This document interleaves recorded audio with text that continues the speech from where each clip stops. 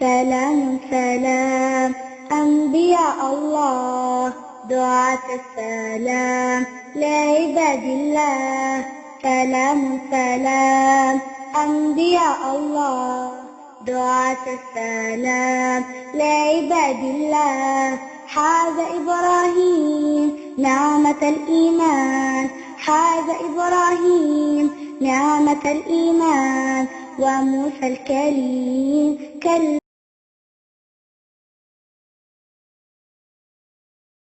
الحمد لله رب العالمين والصلاة والسلام على رسول الله وعلى آله وأصحابه ومن تبعهم بإحسان إلى يوم الدين أمي الله سبحانه وتعالى تنكبر كده أمي نمني كسينا فكاك كربا محمد صلى الله عليه وسلم أنا كصدنغ أنا كصحابه أني موما من تقرأ على كراني أكا صحابه أمي على دلي على كأنفر موكا مو تقرأ كراني أكا صحابه Ambe ambal ma bela ko ni wati na mu sigile me ka lanje Sunna TV television so sanfe ma fango bismillah o ka qissa kana ga o ka qissa mina be wole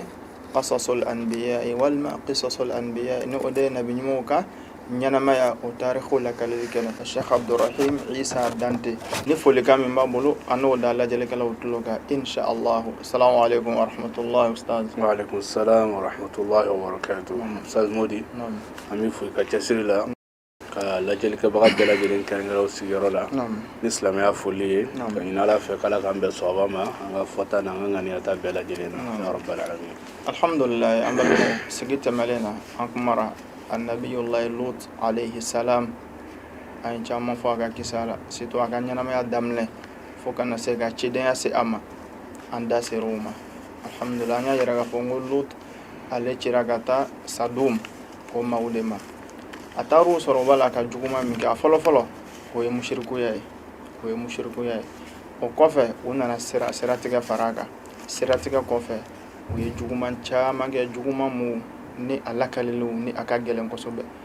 usad ko ya adado achamana ka wala leke achamana alisisa lut alayhi salam min tamara anaka duguma wuce acira ga ta mogomuma إن شاء الله أستاذ بنا أطول ولا أي بإذن الله أستاذ لوط عليه السلام. طيب أستاذ مودي يا فتوى منا فكت ما بيتي أنا يرى لوط كلا كتا جمع كروم نوما يرى وقال حالات مشغولي من ياتو مكوجو لا تشيدنا فو تشيدن كلا كتا أوما أي ولا لك وجولا أني كورونا يرى ومانغوتو جوغا منا on ko jogo beleleba dama tumbe sadum tugoda to sigile doka Allahu akbar no do sanaa sawa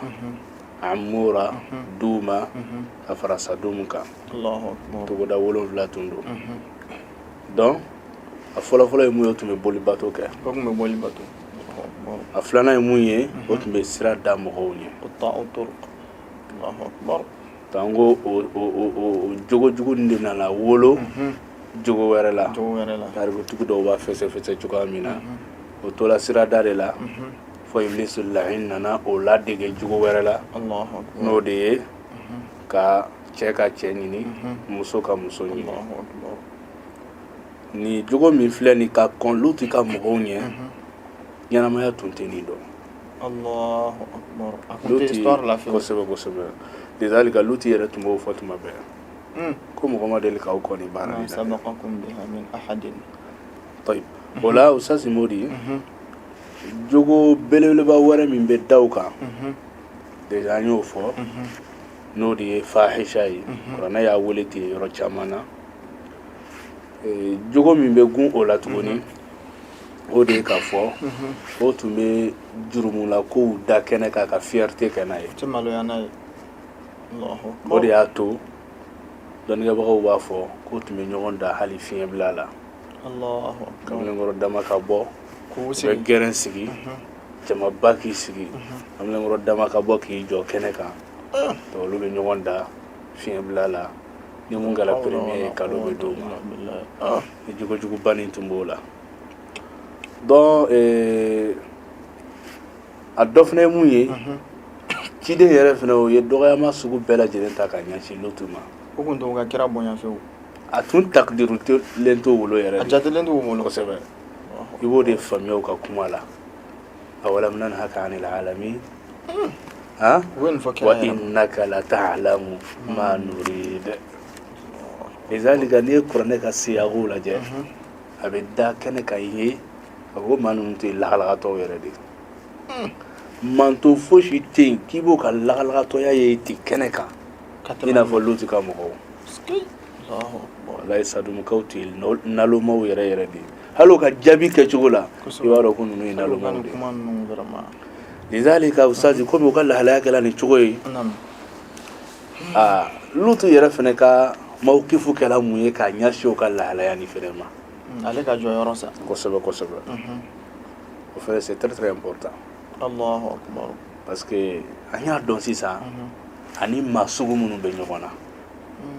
على فناجا أجوا يرا فناجا كاتو كسبة donc أبينا تشسير جوني كسيسا أبينا سيري جوني utiliser pour que كاني ما modèle نونو سرو الله أكبر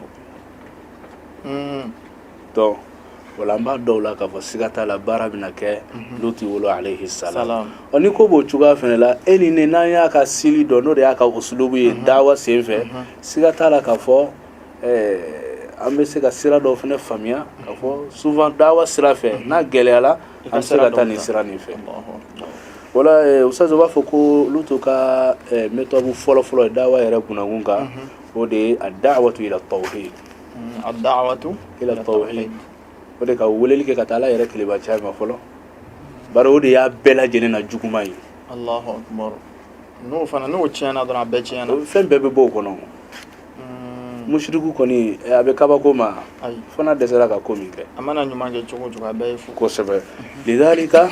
lutika dawa kun folo la weleli ke kata ala donima Allahu akbar ay sara ala nye akwa singata alama aka donga fala de yaudan do lutu tumetoka weleli keni natuma be ana ale re mutaba ali fene ore ka dalela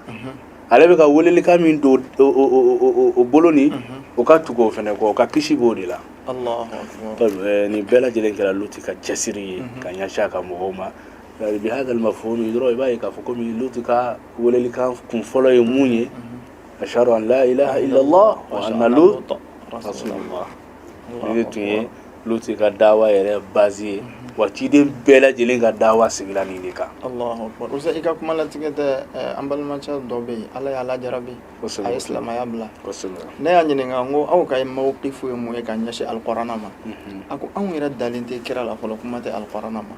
عجيب الله ودلا إفلاga قصة من فو يلوتو يعني ناكام مو كدالي لا فو كذا كانوا دارا لا بيجا كم من فو سكا فو يتلو بيتو والا أكو كل غير دالين تكرا يرى لا كم تكا سون تيجي بلا جرينغا كودا من يودي ولذلك تيجي مبيني وكان نمو جزاي أبا فني تيجي أما دايكا تيجي على الله لو موني باتوم دايكا تيجي على من هنا تيجي بيرد من نمو جزاي ni kabago yi onga mujiza kololo e munye anale koni nana anima sondro karaba ko de ni ay kabago nyini na e mujiza nyini mumba to awbe cidenga cidenya centiya awma songa limania sigata la kafo Allah subhanahu wa ta'ala tawtuine Allahu akbar wori ko son lutika cidenya kun folo la sazi modi ode kafo ayda alala akadane lutu yerela kafo ne tila kana uma pour que ka sauver ka ubla la ko siraka Allah طيب tumana mina ni lutu ni sirani na bazela ninka sigata lamba famia kafo sira uma nobo Allahu akbar bara majabi baga foi sorola mami dalala wa mami yara tuguna la ko amu mo sorola Allahu akbar wala hal sa ka dawa se fetuguni atume baze muneka ka sangani aka dugula mogo ye no esadu mukawiye ode atumu ka wale jugu nunu la goshi o wolo o bala ga ke wale jugu minge amuta je ubo ko sabe atume ke wale jugu nunu yere atumu la goshi o wolo ka ta togo ma ko la kala goshi o wolo ka nakaro o wolo to fene c'est très très important le fika se mogo yere ka wale abi wale minga ika se a chejugu ya chuga la wolo ni ya fo idala ka chejuguya tumaro ale yere ba ke ate chejuguya ni yoro yi mais ka wala wala di sen fɛ a b'a faamuya k'a fɔ effectivement ale bɛ fili la a bɛ sira jugu kan lidhalika lutu ka dawa kɔnɔ an b'a ye k'a fɔ ala b'a fɔ atatuna alfahishata ma sabaqakum biha min ahadin min alalamin aw bɛna ni tiɲɛni nin de ma i b'a ye a y'a kɛ i b'a fɔ k'a bɛ ko ɲininka atatuna alfahisha aw bɛna ni tiɲɛni nin de ma tiɲɛni min ma sabaqakum biha min ahadin min alalamin mɔgɔ fosi ma deli ka aw kɔnina ka bɔ danfɛn foyi la Allahu akbar olu de y'a sinsin ma aw fɔlɔ de ye nin kɛ ni yɛrɛ tun dɔnnen tɛ ɲɛnamaya kɔnɔ yɛrɛ donc ça c'est nin fana ye cɛyaba de ye mɔgɔw bɛ wale jugu mun kan k'a ta tɔgɔ ma k'a lagosi u ye ni hakilimaya ye kuma fɔcogoya yɛrɛ la c'est à dire ni hakilima yɛrɛ i b'a dɔn k'a fɔ tiɲɛ yɛrɛ la vraiment anw bɛ kojugu la Allahu akbar donc ça c'est a ye nin baban de kan mais nin fana ma nɔ bɔ a ka dawa kɔnɔ halisa a tun bɛ o ka wale jugu fana lagosi o de wa taqta'una as-sabil aw bɛ sira tigɛ aw bɛ taa sira da mɔgɔw ɲɛ k'u ka karajakow bɔsi o la a bɛna fɔ o b'a la ka juguman fɛn o fɛn kɛ a bɛ k'a bɛɛ ta tɔgɔ ma kelen kosɛbɛ Allahu akbar donc lutu a ye nin cɛsiri fana kɛ wa ta'tuna fi nadikumul munkar aw bɛ natili k'aw ka gɛrɛw na ko kɔnɛw na a ka sigiyɔrɔw la an y'o dɔ de fɔ n'o de ka ɲɔgɔn da bɔ ci fiɲɛ bila la a b'o cogoya fana la a dɔ ye mun ye o bɛ fahisha min yɛrɛ yɔrɔ an y'a fɔ kuranɛ ma sɔn ka baara nin wele k'a danbe ka taa lutu ma lidhalika dɔnnikɛbagaw ko ko hidarun shadid mɔgɔ minnu b'a fɔ ko lutuya a fɔli man ɲi dɛ parce que n'i y'o fɔ i ye baara nin nisba ka taa lutu ma k'a sɔrɔ lutu tun jɛlen don ka bɔ baara nin na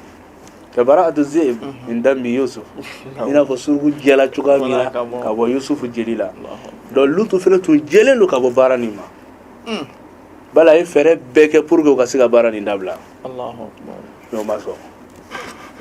donc ni ko b'o cogoya la anw fana mun ye hakilima ye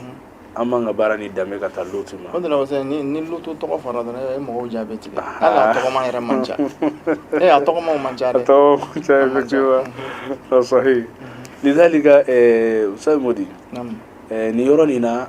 an bɛ se k'an yɛrɛ ɲininka k'an kan k'a fɔ cogo di ko n'i ma ɲɛfɔli kɛ i k'a fɔ ko lutu ka mɔgɔw ka baara lutu ka mɔgɔw ka baara walima kuranɛ y'a fɔ cogoya min na alfahisha wale jugu walima i k'a fɔ musow ka cɛw ka cɛw ɲini walima musow ka musow ɲini mais k'a danbe ka taa lutu ma an k'a dɔn k'a fɔ lutu tun jɛlen don ka bɔ baara nin ma ne dun y'a danbe ka taa ma a b'i n'a fɔ i ye lutu sen don baara nin na o la mun cɛ ka i k'a fɔ ko lutu ka mɔgɔw ka baara o de ka ɲi ka tɛmɛ i k'a fɔ k'i b'a danbe ka taa lutu ma donc o tun bɛ c'est à dire ɲinini min n'o y'o créer ɲɛnamaya histoire kɔnɔ o tun b'a da kɛnɛ kan yɛrɛ o ka gɛrɛnw na o ka barodaw la o tun bɛ a wale jugu ninnu da kɛnɛ kan ka fierté k'a la donc nin bɛɛ lajɛlen b'a yira ko ninnu tun ye lagalagatɔw de ye nin wale juguba in kosɛbɛ ka t'i sigi gɛrɛn na ka waso n'a ye voilà hali nin wagati in na i bɛ mɔgɔ dɔw sɔrɔ olu yɛrɛ tɛ diya sɔrɔ ala sɔsɔ la fo ka baro fɔ mais ala kɛra kangari da o la dɛ fo ka baro fɔ de ka taa kojugu kɛ ala y'i sutura o la wa inda Allah ajma'ana jari bɛɛ lajɛlen jurumutɔ ala bolo mais bɛɛ bɛ ala ka sutura de kɔnɔ ala y'i sutura i ka wale jugu kan i bɛ tila ka t'i sigi k'o baro fɔ tuguni o kɔrɔ k'e jala gɛlɛyala ala la dɛ donc i b'i sigi ka ala ka kɛlɛ makɔnɔ dɛ ala ka hakili ɲuman da bɛɛ ma Usa nin ye lutu ka méthode fɛnɛ filanan ye k'a ɲɛsin o ma o de k'a fɔ k'u ka baara minnu n'o tun lajarabilen don n'a ye lutu tun bɛ baara ninnu lagosi o bolo ka yɛrɛ hakilitanya baara don mɔgɔ hakilima yɛrɛ bɛ sɔn ka nin kɛ donc lutu tun bɛ nin lagosili min kɛ an b'a fɔ o ye lutu ka méthode filanan ye lutu ka méthode sabanan ye mun ye halisa ka ɲɛsin o ka wale juguw ma الدعاء اللهم lutu tun bɛ dugawu k'a yɛrɛ ye bari ninnu ye dansago mɔgɔ minnu ninnu ye hakilita minnu ye n'i ko k'i bɛ ninnu muwajaha fɔ n'i kalifa don ala la dɛ Allahu akbar andela ko fo anga sigini kono ame segaka e mami ka bara e mo kawandi ali e mo lebu da kene ka tuma be e mo la goshi e o bela jelen fene nata tante ni tigi alache e ti yere bla tigi ala ka sinzan kono e mo gote so mo da doula e mo gote wula da doula e be te yere ma me idaga di ibe islamia kuma fo ibe mo wuli ka taka ibe mo ka bara wula goshi wulu me yere ti yere bla ala ka sinzan kono la ko domina ka bi la jarabini ma jugu nunu ye abila jarabino ye de abila jarabino ye ba sa azkarun ala kira abaziru ka de to itle me tidi be sa to itle tidi be ni yo ganyana mala je beta soro ka kelege mina to do awde atadarru ila allah wallahi men ala te jone bi boni gono ma la kala to sugu nunu allah ma mun to yere kalama donc c'est dawa mo be de bo dawa mo be kerengere bulu man nabi mo anga mun ka dumare lutu ka metobu sabana ka nyashi aka mo gonu masadu mu kauma ka sangano ka wale jugo to do de sangani wati ba me do ke allah sayat me mun do ke qala rabbi ansurni ala alqawmi almufsidin ne to aga do do nti ala ne deme ni cheni gala nunu kande kana se do man kala ma yini fe kane deme ni cheni gala nunu kande ni to luti dala gese sangani wati ba to ala deli ni do wala rabbi ansurni ala alqawmi almufsidin donc ça rabbi se ka to go ga ngaselo wato kosebe alhamdulillah usabo chuga fenela aka do to yemuye rabbi najini wa ahli mimma ya'malun allahu akbar parce que avec fitna de jema rabbi najini wa ahli mimma ya'malun ala ma yini fe kani kishi ani ngadimaya ka bo fema nunu be ga mumbara allahu akbar do adama de ma ga nyina ga kole ko iga kole do de ali chingela je na yi ko kole soro ayi soro sebi ga tambe perdi ki mago do ga kole na pour ga boni masibanina allahu akbar lidhalika ibo ye sitna mago be dese mago dawla ko bi profiter ka kole fe ade wal ma muso ko sebe do lidhalika ka do ka general mai ka dimaya fene yere la mwaka o ka do ka am nyana ma min kono bi عالم النفاق ربنا جيني عالم الكذب والله kalon so janfa so no musala ka so kien kise kele ate so ni gono eni mi yere di alama ibini yere toti o janfa so ni gono jono bi segi kisi jono bi segi bo maro na janfa do yere sirla kabako fona la ibo wa bina yorola min haythu la tahtasib yere ta jugi ka be boyoro mina Allahu akbar dola ni mami ma yere wasado ni doye sanga ni wakati bela jele ama fo ibe farati la de ibe farati bade ibe farati la nabi ma nunu direct confirmation be ka fo ko ni ala be nyoko bulu nga olu no bela o dala gese tu doye ala wole parce que do ne kadi alay ebe ahlus sunna wal jamaa olu ye sigado ka fendo siga sebe ka naraila wa ado man ta'allaqa tamimatan ya do hukmu kono kala kara ko ni mami e fendo naraila kala bi ka ko seme ka taw fema parce que ni o gloni ngela famba jati mine beta soro luka jigi dalen do few yere kan gati me halaka Allah izarga nani na ko na hagli jigina la dugo kono akaw do kuleti tabana ko ala tale no fen yoro la sisa ala nyina na ala ko sokono do de mafhumi mais on ahlu sunna wal jamaa ko no kanga magolo do yere de la ala dana ka sura duskuna fuli aka sura ngono ko nan kuma na dura ala ba jabi aka sura harama de yere kono ko kontaki yere de beneni ala che direct Allahu akbar ya man yara ma fi dhamir wa yasma'u skai ala nyami duskun kono talaw ka ko ika kuma yere ale ba do Allahu akbar qul ma ya'bu bikum rabbi lawla du'a لذلك دوي اسلام مكا كلك من بلبل باي بلا لا كره رغو كو دين ني زبن بالا دو مخول عباده الله ولكو سو ان دو كه النبي لوط عليه السلام اكا تسري بلبل با كونو دو تنيا دالا غسي كا سانغاني ما دو فلو فلو يمي استاذ مودي قال رب انصرني على القوم المفسدين الا ندم تشينين غلاوكا دو فلانا يموي ربي نجني واهلي مما يعملون تيالا نكشي اني غدما kabo fema femi mara no ka bara ndugu baw yere kana la jarabi kana ne la jarabi ni wale jugunu me akaga ambe yoro minabi bele jele kana yo do usuku ka mo ko beni do na de ko jugu ala wale jugu mun be jengono bi anga sote kono anga jamana kono dimsenu la jarabi ni jugu mun fe ala ma ni fe ka de ma ka shiga bo jugu nu ma de to do nu nafaka bon ko sebe ni to yelutu dala gese alayhi salam ka nyashi sadumun ka cieni ngela la to hakli tanunu ma ala kambe soba amin ya rab ustazi modi aka metobu do fene muye no be jatemine metobu nani nai ka nyashi ni manunu ma ode ka fo tuma be ba yirawla ka fo kale natato oka anna talentu wala o kana bla kono kale be ni chesiri mina dawala ka nata de dalen do ka walima o ka bla kono ko dona nata wala bina service do de demando fe woleli ni sababu la Allahu akbar no ni fene chidon ka prevu bele bade azara ma den son chamali bi o mushkilati al ni tondo fara nyonga walima ka jekulu do fe tuma chama mo ka hakili beta muna ka foko ne wari ne soro ni sirado damne to de walizalika uyo delogino tumbo kele sanga no wakati be ka bo mo kungulu la chide be baraka nini na yuma kema sabani ko abela jeli baraka nini donc ale ayu wala chide kema sabani ko na yuma ba kema ni ko o bela jeli baraka nini fene oyemuye وما أسألكم عليه من أجر إن أجري إلا على رب العالمين أنا تسرعني أو فسنا دواني كنا ما هو اللي من كني كتعلم أكنا بلاو كنا بسرفيتي دو دم داو فه كمنا فين دو نينا وفه دونا نتاولا أبدا إن أجري لا سرا كوني وبيعلا ديكا رب العالمين ما سامي نبلاني بارانينا وبوديكا Allah to chide be baraka nini ajama guru do sorola woluko ko ay ko ala kara Muhammadu ma baraka nini de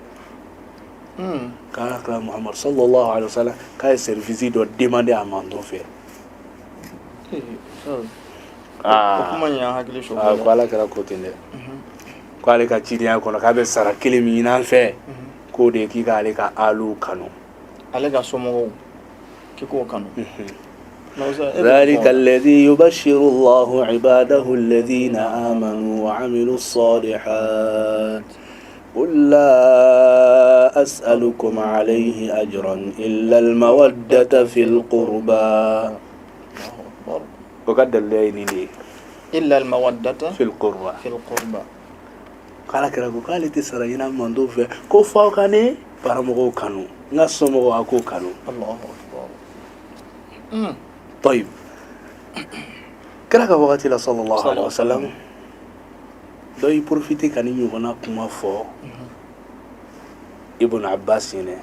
ابن عباس هو على كراكو نيسرا كيلين ينا كاتشيدي يالا دي ابن عباس كو يومي كو اسمغو كانوني كي ابن عباس كي تيلي يالا دي كي تيلي يالا دي na suraka fo iba blay kono ko ni aya ni tafsiri tele ala aya ni made ma famia de ay ma famia e be ka mu yere ke aluye aya ni jigina waso lu ma furu nyogo ma yere ale be ga ka mu ke ala kara so mo aya ni jigina waso ali fitin do makan kono Allah fatuma yere fere ma se furuma aya ni jigina wakati jo a jigina amar ko sanela o kelen ga galaya bla salama kelen ka sadi ala krana ka manto ala krana ka sabo bla amarkon kono ko begi tige ka bola fere kana kuma mo kana fere kuma mo munu benge do o kai ko ala krapto benge mo munu fado o kai ko mo fate mo munu burondo o kai ko mo burondo begi tige ka bola ka to ipew dole sijinul mujtama o fana ka junga te sijinu ba yare ka wallahi so te ki tige ka bola ki kelen toti ni tara mami no fe o bi ye ki toyi do ñogon dala kra ka mungele qur'ane ko sisan ko ala kra fu ñene hal nawma ne rekoni ko ñeci de ba ko ni ga rekoni ka fo ko ñaw balma surunyi do bino ko yeñew do faw yeñe do bura yeñe etc hal na umane rekoni cide ya sira fe ayen ko rekoni fil qurba imai masru ya sira ama fa ko fi qarabati na tungo ko qarabati o ko ka kerengera sisani ala kala fil qurba rego sala akala mutlaq de mutlaq ko ni ya ta o fe e fleni ka mun fo sisa bina basko ko ni ya ta o fe sisa ko men kali ala la ko larabu ka so kala foite soro bi magan kono fo relation ba ni kureshi ni nyonje Allahu akbar ba'duha min ba'd sahih ko kika pour que kala kala sara ko ki kono la je maga sigi baga bela dile tebe se ko kya Allahu akbar ki be aya jigi sababu la jana jina la halaya min kono folo no odela be ma tafsir ka usal be ma tafsir ka de be ma tafsir hali mo baden be e be ta soro chaman be o ma aya ni la yini fanya a filibe mo chamana aya ni la yini te ka fo ko no ko ni alupe tu kan ko fe non et puis on va faire ko ni aya jigini wala kira sala ka ali ni fa fe ali ni Hussein ni fara nyonga walma Hussein ni joni ko fara nyonga ka fo ko nunu ne ka qarabai ni mo min kanu yene kanu ama fuko awo hal no kala nga ke sauka ke mais ala kala be fika fendo de yirila peut-être e haklite muye jona alula ayolu de yirila mais hakli be muye jona alula ama songo yirila Allahu akbar ama songa foko ne muso ama songa foko ni non parce que tuma do la hakli bo de tiliala mais haklite muye no ye modon ka sirawiye ani fen ayo yirila ka foko lu fene ba kono on ba famiya tini bara on ba kas ahlu sunna wal jamaa na yo foni tuwana hada al mafhum mutlaq jiddan wa mafhumu yumuye ala kira yare de sunnai الطريقه التي مشى عليها الرسول صلى الله عليه وسلم ala kira toma la principe ka be foni mako sunna wal jamaa akilima ka nyana maya ko ayake jamaguru do de cera sabab ba ke menin ko ulu de sharia la kira silito ka o sharia la ka fempeka wala kira suma ele malen ko fe ulu fena tumbe la ka lede ke sanga ni wati be anya kira yita anya yita do o jamaa fene wallahi ko te ben galonka ka ti ala kira la do jamaa fene ka kuma kan hujjade ladaina قالوا السنة والجماعة لا ينيريني الله على كرا أنا كسابو لذلك ما على كرا يلمالينكو على كرا سما يلمالينكو في تابينو كوغاتي لو تونا نسي سابو ما وكنت امرأ مع رسول صلى الله عليه وسلم اتني مامي نيني على كرا يجنويا كي على كرا كسابا دوي إنه إكادو قد شك في صدري أو حك في صدري الله siga na nani diskuna ni kunina me fe ki nyinga idunti ala kira ka saba doy yala ye fe me kra da ka woni kola wa do kala saba ka ba ko awo dare ni ala kira yere ayeni ko ke ayeni fayre do ko la kali la tindi abara al qurun fo kana se awma dawla siga te muna o de ka fala kira furumuso ya ka alu doy mo yere te nyini ngali ke fami be damna musuri law e de mena ko fe de o muso te fani o ko fe de o me do akolo ni kolo be mo munu na sisa olu koni alu ni hasru mo dama ni unema fo ka panere magan zoni kono ka ta sorofo persi jamana yere ka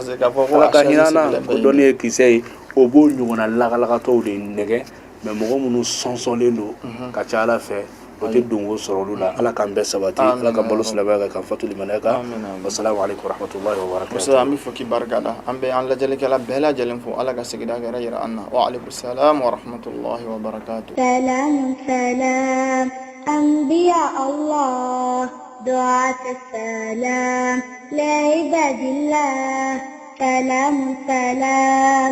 انبياء الله دعاة السلام لعباد الله حاز إبراهيم نعمة الإيمان حاز إبراهيم نعمة الإيمان وموسى الكليم